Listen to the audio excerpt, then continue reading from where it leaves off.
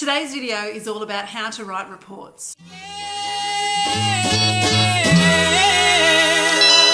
My name's Kafoople. Welcome to my channel Kafoople Land. On this channel I make teaching tip videos and videos about my life as an Australian high school English teacher. If that's something that interests you, I'd love to have you consider subscribing to my channel. Today's video is a collaboration video between myself and another great Aussie teacher tuber called Kylie from Kylie's EDventures. I'd love for you to go and check out her channel and subscribe to it as well. I will link it underneath this video for you so that it's easy to go and find. This video is all about how to write reports, and I'm going to tell you my step-by-step process on how I go about writing my reports. I've been doing this for a long time and I know that it's an important part of our job, but it's a very time-consuming and difficult part of our job. Most of us don't get given any extra time at school to do this, and so it eats up into our home time, into our family life, and that's just the way it is. It has to be done twice a year, and so I'm going to tell you how I go about doing it. Step number one starts before the report writing period, and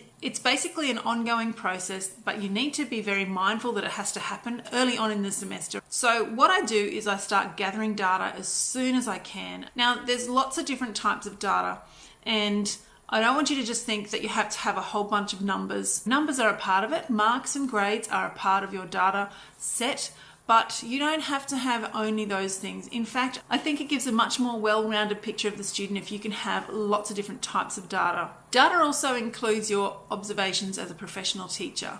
Now, to keep track of this, what I like to do is I use my Createl assessment records book, which I find to be fabulous for just keeping track of all the students. I've talked about this in a previous video. I've used it, I think, for 3 years now. What this enables you to do is to quickly look up a student and to write down when you observe something about them, the date and what it was. And even what I like to add on mine is a little grade, A, B, C, D, E, which just tells me what I observed and how well they were doing that thing. The other type of data that I collect is my own feedback, the written feedback that I have given to students along the way. This can be for official assessment tasks, it can be for summative tasks, which will happen, of course, towards the end of the learning cycle, but also formative tasks, or even just in their workbook, anything that I've written to the student, I try to keep track of all of that and collect it. When you've got stuff in so many different places, which is the way things are in teaching at the moment, because we have a lot of digital things and we have a lot of things still on paper, you need to figure out a system for yourself where it's easy for you to gather everything. My little philosophy in life is to do things as you go. It makes it much less stressful at the end point if you sort of put all these things in one place as you go. So whether you decide to do it on paper and or digitally, make sure that you have a place where you know that everything is. A little further down the track, you may like to start thinking about evidence for this data. So that will be things like the marks or grades that you have in your mark book. It'll be work samples from students which you can scan. You can also do that as you go. There's a wonderful app that you can get which is free called Cam Scanner, which I use, and it's just on my phone. So anytime I have to scan something, if it's a big document, I'll send it to the office and have them scan it down there. But if it's just something quick, a quick work sample from a child, then I just whip out my phone and use my Cam Scanner. So have all of those things ready. You don't have to have them at the start of your process, but it's good to have them further down the track. Step number two is to spend some time considering the work habits of your students and their social development, as well as their attitudes and behaviour. Now, in our reports, we don't really like to comment on behaviour as such anymore, but I find that as you're preparing, if you have that in your mind, it helps to give a whole picture for yourself as you're gathering everything. So for step number two, I know for our school, in our reports, we actually have 2 sections that deal with this. So I will go ahead and log in and actually tick off the work habits and the social development for each individual student. That's the first thing that I actually do on the reports after I've gathered the data. Step 3 is to finalize results and have a look at all of the official data, like the numbers and the grades that you need to have, the must-haves in the actual report. Get that all sorted, calculated, organized, even printed off if you're going to be working on it at home and you like to have a hard copy to sit next to you, and all the rankings, you know, all those sorts of things that you must have in there, and have them there ready to go. And I put them in next after I've done the work habits and the social development section. Number 4 is your comments, which is really the part that makes teachers just so anxious. because it is time consuming, and because we are conscientious and we want to do a really good job, we want to represent our work and the students' work, we need to make sure that we are following the guidelines that are set out by our school and by our supervisors. So basically, you need to make sure that your language in your comments is very formal. You use formal English. It's very professional. It's always geared towards the positive so that you are showing that you're supporting the student in their learning. So my basic structure for comments is something I always start with something positive, something that the child can do and that they do well, something that I've noticed about them regarding their learning. I'm not just going to randomly do a character assessment of them, but I always lead with a positive comment. Then I like to follow up with something that they are working towards or that they can work towards in the future. Sometimes I will end then with an encouraging sentence. The trend seems now to be moving away from anything that's personalised in reports. I have my opinions about that, but that's the way that it seems to be going. So I don't put I statements in there, and I don't put my own personal opinion about that individual as a person. The comment section is also a chance for you to explain something that may be in the numbers, in the marks, in the grades, something that needs just a little bit of clarification. I will say this, the comment section is not a time for the teacher to get revenge on the child. All of the issues that happen in the classroom should be resolved outside of this official report. If you need to contact parents, you should do so. If you need to issue consequences for certain things, then you should do so. But you don't need to highlight those negative things in your report comments, because that report goes home to parents, but it is also used for future employers, and that report goes with the child for the rest of their life.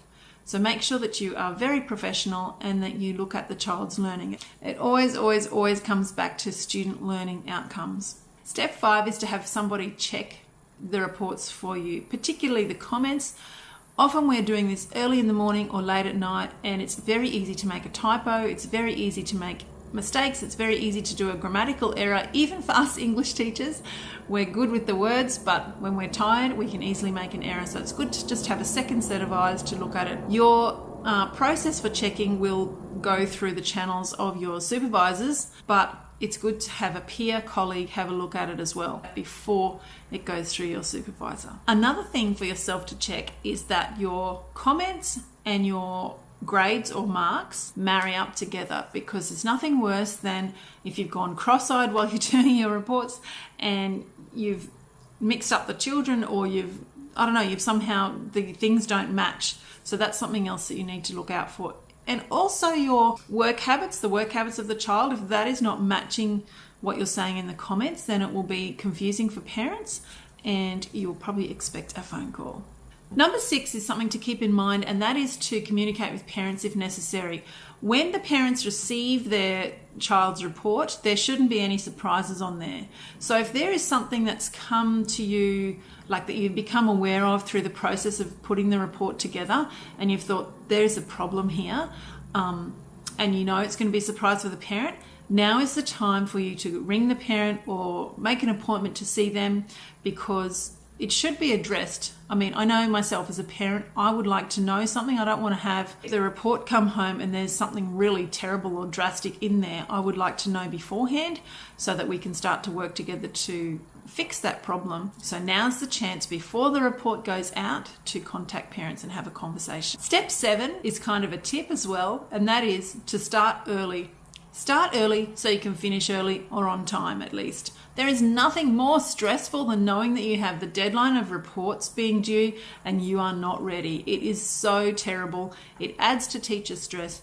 Don't do it to yourself. I'm speaking from experience. Make sure you start early, carve out chunks of time and get on top of it. It doesn't actually take as long as you imagine it's going to take. It does take a long time, but I think in our minds we build up, reports as this big dark cloud, and sometimes we procrastinate and don't get started when we should, and that just hurts ourselves in the end. If you want more tips about how to approach reports and weave it into your lifestyle, you might want to check out this video that I did a little while ago, which is called How to Survive Report Writing Season, which comes around twice a year. Do yourself a favor, subscribe to my channel because I've got loads of tips and advice about surviving teaching and being the best teacher that you can be. I also give a little bit of a glimpse into my lifestyle as a high school English teacher here in Australia. Leave me a comment below telling me where you're up to with your reports. And if you liked this video, press the thumbs up button. I would love to see what kinds of videos you like to watch so that I can make more of those for you. Don't forget to check out Kylie's video at Kylie's EDventures. And until next time, I hope that you teach well, live well, and be well. If this is something that you might be interested, consider hitting the That's so dumb. And so I'm going to show you, I'm going to tell you.